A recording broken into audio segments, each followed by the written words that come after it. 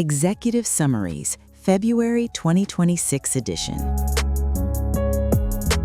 A defining moment for Bangladesh's garment industry. The new government of Bangladesh under Prime Minister Tarique Rahman assumes office at a critical point for our economy. The ready-made garment industry, Bangladesh's largest export earner and the biggest employer in the private sector, as well as the backbone of its economy, is under extraordinary pressure. The coming months will determine whether Bangladesh RMG industry regain momentum or surrender competitive ground to regional rivals who are moving forward with aggressive and effective strategies. We need to recall the revolutionary, far-sighted contribution of late President Ziaur Rahman, father of present Prime Minister, who assisted the establishment of garment industry in Bangladesh. In fact, it is President Zia who in 1977 encouraged bureaucrat turned entrepreneur Noorul Quader to establish Desh Garment in collaboration with Daewoo Group of Korea. Now, RMG industry is a multi-billion dollars industry and made Bangladesh as the world's second largest garment exporting nation. Nevertheless, in recent times, Bangladesh's apparel industry has been navigating one of its most difficult periods since its inception and rise in the last few decades. Export growth to key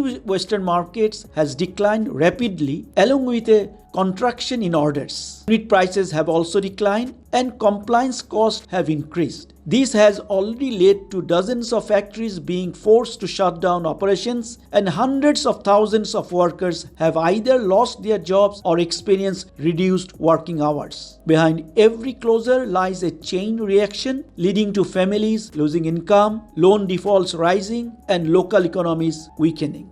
At the same time, production costs inside Bangladesh continue to climb. Energy prices remain volatile and gas and electricity supply inconsistencies disrupt efficiency. Similarly, wage adjustments, compliance investments, higher freight costs, and currency fluctuations are squeezing to unsustainable levels. There are serious allegations against banks and customs authority for creating hindrance of smooth business operations. Many factories today operate to maintain break-even, with very minimal profitability, if not at a loss, simply to retain buyers. While Bangladesh struggles to stabilize, other nations are accelerating. Vietnam continues to capitalize on multiple free trade agreements, ensuring preferential access to key markets. Cambodia offers targeted fiscal incentives and streamlined investment frameworks to attract relocation from higher cost regions. India has made a historic deal with EU to get special treatment to enter European market. These countries are not waiting for Bangladesh to recover. They are engineering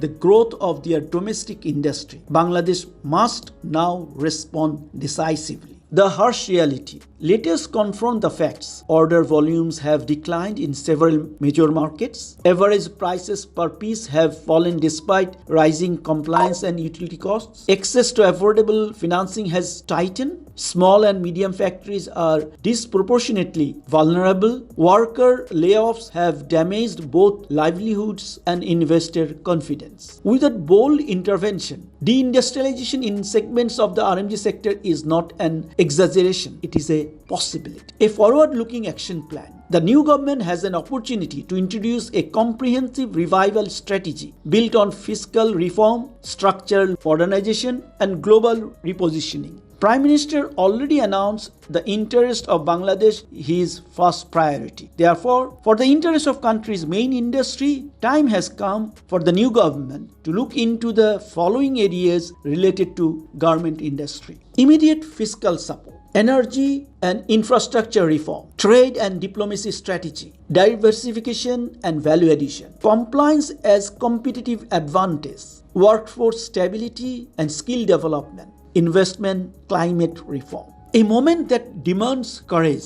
The RMG and textile industry has built modern Bangladesh's industrial growth. It empowered millions of women, reduced poverty, and placed our country firmly on the global trade map. However, industries do not survive on legacy. They survive on adaptation. This is not merely a sectoral issue. It is a national economic stability issue. Prime Minister Tarique Rahman's administration must treat the RMG sector not as a routine export segment, but as a strategic national asset requiring urgent policy alignment, bold fiscal measures, and long-term industrial vision. We humbly but strongly believe that the new government, which on its election manifesto committed to develop country's economy, create employment, must prioritize garment industry as its core focused development sector. Remembering the fact that country's 83% export earnings come from garment export and around 4 million workers directly or indirectly involved in this industry, which means almost 20 million people are dependent on garment, textile and its ancillary subsectors. We recommend Bangladesh government to consider establishing a national RMG commission or a RMG cell under Prime Minister's office to look after interest of country's RMG sector. Unfortunately, despite the phenomenal growth of garment industry, till now there's no government entity which is entrusted to work for RMG's industry solely. This proposed RMG monitoring body under Prime Minister's office will have direct communication with all stakeholders including manufacturers, workers, buyers, investors, customers, professionals and respective government agencies to work unitedly for the sustainable development of Bangladesh RMG industry. Recovery is possible, growth is achievable,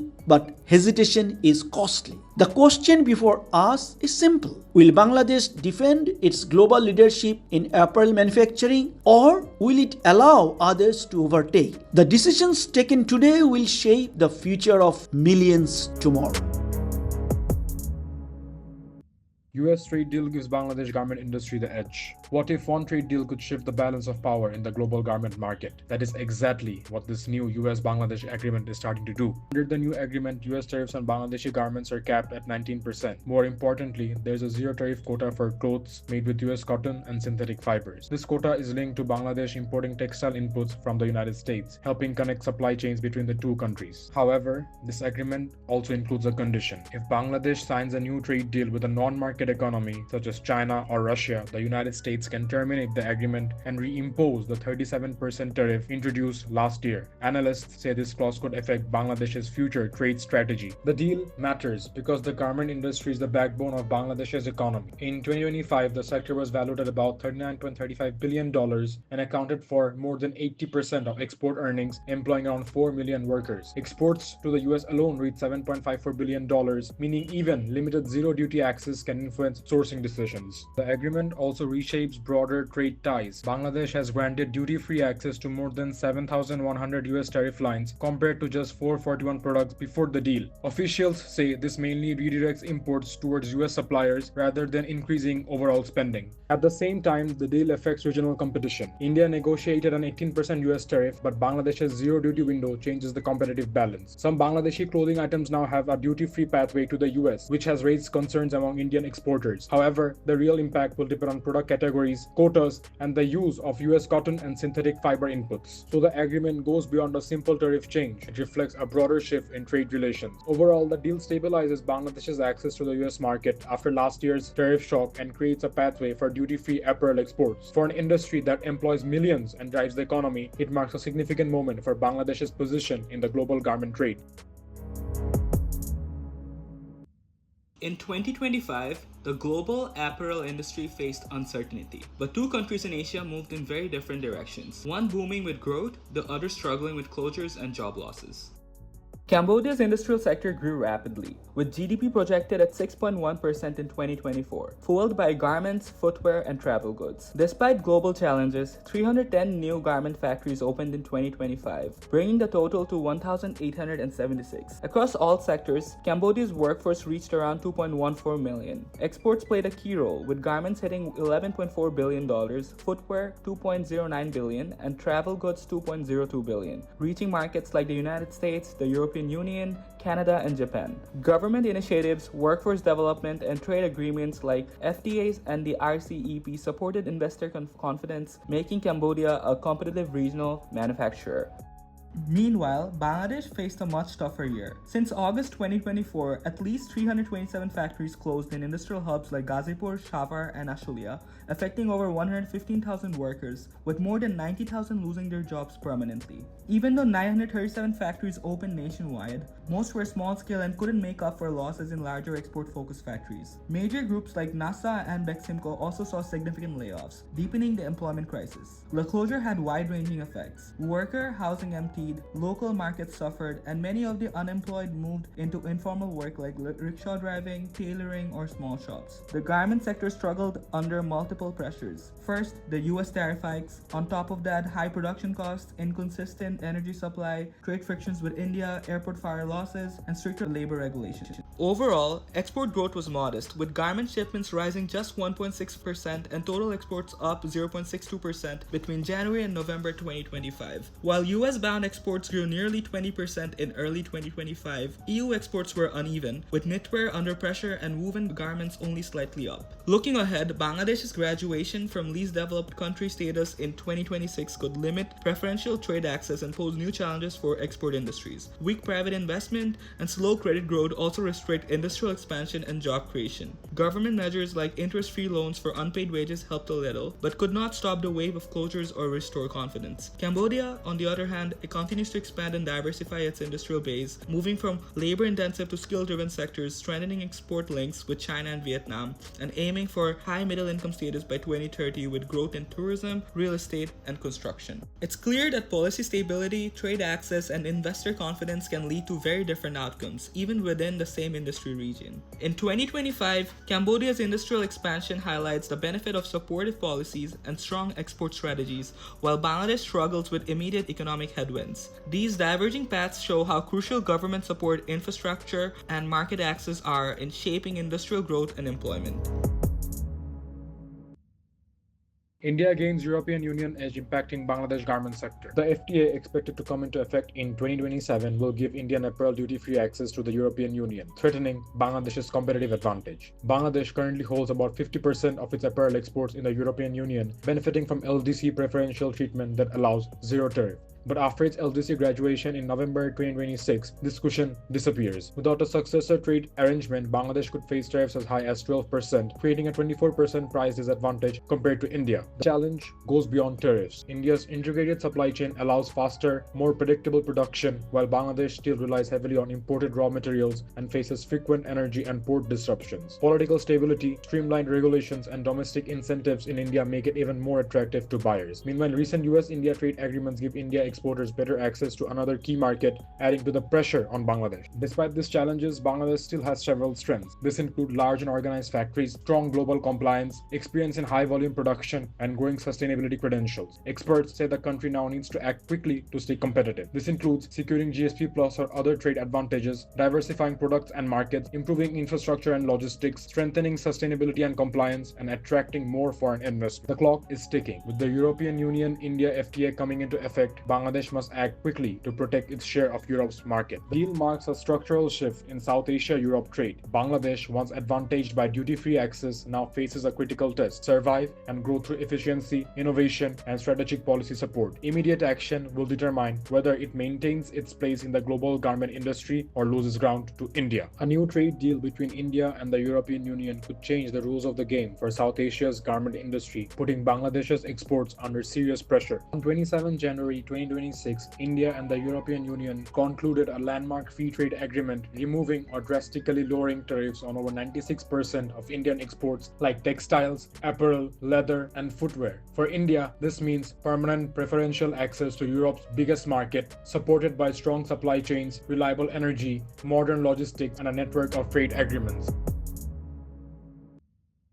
German fashion industry faces a deepening crisis. Germany's fashion industry is facing an unprecedented crisis, with well-known brands struggling to survive and thousands of jobs at risk. In December 2025, shirt and blouse manufacturer Eterna applied for self-administration, following earlier shutdowns of Wormland, Adolf Riedel, and Les Luns. More recently, Simptex, known for its outdoor clothing membranes, went bankrupt, affecting around 70 employees. Even high-end brands are feeling the pressure. Close GmbH, established in 1978, with a turnover of 125 million euros in 2023, filed for insolvency in August of 2025, citing high debt and rising financing costs. Despite this, operations, including 26 retail stores and e-commerce platforms, continues under provincial administration. Management is currently negotiating with potential investors in hopes of saving the brand and supporting roughly 400 employees. Experts say the crisis is being driven by a combination of factors: rising procurement and operating costs, unprofitable online channels, and rapidly changing consumer behavior are placing enormous pressure on both manufacturers and retailers.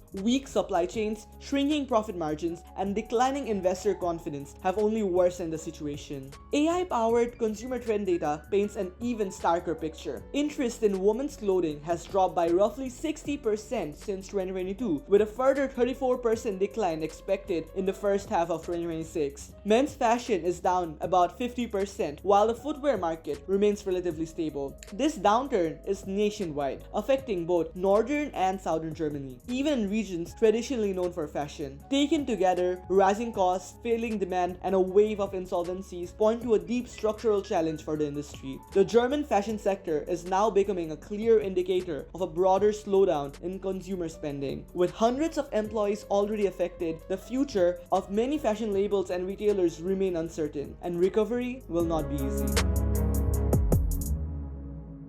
Reflection of something beyond academics, student startups shaping the retail industry in Australia. Some of Australia's most inspiring retail businesses aren't built by seasoned executives. They are launched by students and recent graduates turning personal experiences into entrepreneurial success. Take Ikulu, for example. While studying at the University of Sydney, she started Hello Molly from her dorm room, using her own savings to launch an online boutique aimed at fashion-conscious young women. From packing orders in her shared apartment, the brand grew into a global business, shipping to more than 100 countries and generating millions in revenue. For others, entrepreneurship starts by solving a personal challenge. In 2019, Ornella Bayek, a student at the University of Technology Sydney, created Ornella & Co., a garment rental platform that made stylish outfits affordable for people who couldn't buy new clothes for every event. Her platform also addressed sustainability concerns, managing everything from bookings to dry cleaning, all while balancing university work.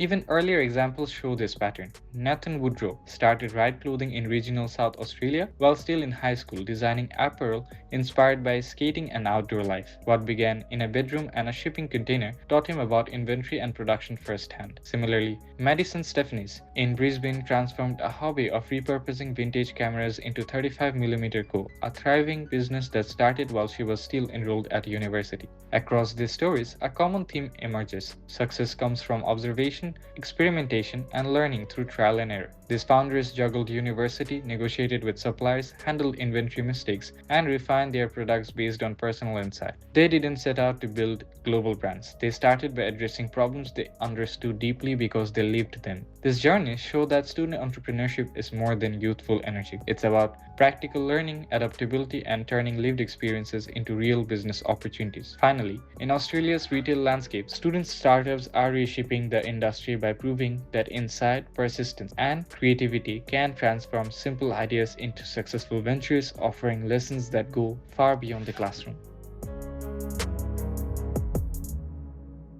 Argyle, the diamond pattern that defines style across centuries. Few patterns have stood the test of time like Argyle, a diamond design that has traveled from Scottish clans to golf courses, Ivy League campuses, and modern runways, carrying style and meaning across centuries. Argyle began as a tartan for Clan Campbell in western Scotland, marking kinship and regional identity. Its overlapping diamond and diagonal lines created a pattern that was both geometric and dynamic, setting it apart from other traditional tartans. In the early 20th century, brands like Pringle transformed this historic motif into modern fashion, and figures like the Duke of Windsor helped cement its association with golf, leisure, and aristocratic ease. From there, Argyle entered preppy wardrobes in Britain and the United States, making a quiet symbol of intellect, tradition, and quiet sophistication. What sets Argyle apart is how it's made. Using a technique known as interracia knitting, the diamonds are woven directly into the fabric. The signature overchecked lines are then added through embroidery. This careful, labor-intensive process gives the sweater texture, depth, and durability, qualities that mass-produced printed versions often lack. The craftsmanship is a part of what makes the design both stylish and meaningful. Over time, designers began reinterpreting the pattern in new ways. Ralph Lauren presented Argyle as aspirational and timeless. Meanwhile, designers like Vivienne Westwood and Mikuwa Prada reimagined it with punk energy and bold runway statements. Today, fashion houses such as Dior, Burberry, and Versace continues to experiment, pairing Argyle with leather, neon denim, and even sheer knits, proving the pattern's remarkable versatility. Modern styling treats Argyle as both a statement piece and a subtle accent. It can be worn oversized for country charm, fitted for urban polish, paired with monochrome basics, or contrasted with bold textures. Traditional colors evoke preppy restraint, while contemporary palettes bring energy and playfulness. And how it's worn, layered neatly, or styled provocatively can transform its message from studious to edgy, classic to expressive. This flexibility is exactly why Argyle has survived countless fashion cycles. Its meaning isn't fixed. Instead, it adapts to the style, context, and confidence of the person wearing it. Argyle is more than just a sweater pattern. It is a living design language. By blending heritage, craftsmanship, and creativity, it continues to evolve, proving that some styles never truly go out of fashion. They simply keep writing their story across generations.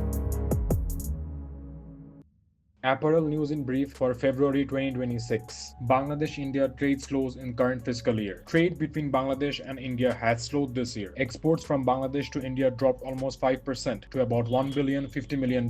Garments are still the biggest export, but earnings fell, especially for woven items, while knitwear actually grew slightly. Experts say trade restrictions from both countries are the main reason, including limits on land port shipments. With fewer shipping options and higher costs, exporters say trade might stay under pressure. Industry leaders are watching closely as these restrictions continue to affect trade between the two neighbors. Bangladesh-Japan EPA to strengthen apparel and textile exports. A new deal with Japan could give Bangladesh's apparel sector a big boost. Most Bangladeshi exports to Japan will now enter duty-free, including ready-made garments. Factories can import fabric at 30% value and export to Japan without paying duties. Officials expect this to increase trade beyond apparel too. Since Japan is already a major market, the deal could open up even more opportunities for growth. This agreement gives apparel and textile sector long-term certainty and the chance to expand in one of Asia's top markets. This agreement gives the apparel and textile sector long-term certainty and the chance to expand in one of Asia's top. Garment owners seek 14,000 crore taka soft loan before Eid. Bangladesh's garment sector is seeking urgent support ahead of Eid. BGMEA requested cash incentives and a 14,000 crore taka low-interest loan to help factories pay wages and bonuses. The sector's monthly wage bill is about 7,000 crore taka, so 2 months' wages alone need roughly 1,400 crore taka. Small and medium factories could struggle without special attention. The association has suggested creating a dedicated for SMEs. This support could help ensure factories can meet wage and bonus obligations during the busy Eid period. RMG exporters fear order loss as US buyers sit on the fence over tariff shifts. Uncertainty over US tariffs is keeping Bangladesh's garment buyers on edge. Many US buyers are holding off new orders and asking for small price cuts on existing shipments. Exporters warn that this uncertainty could hurt margins and slow down exports. The US is Bangladesh's largest apparel market, making stable policies very important. Buyers say they are sitting on the fence until the tariff situation becomes clear. Without a clear long-term plan, exporters fear the current pause could affect growth in the US market.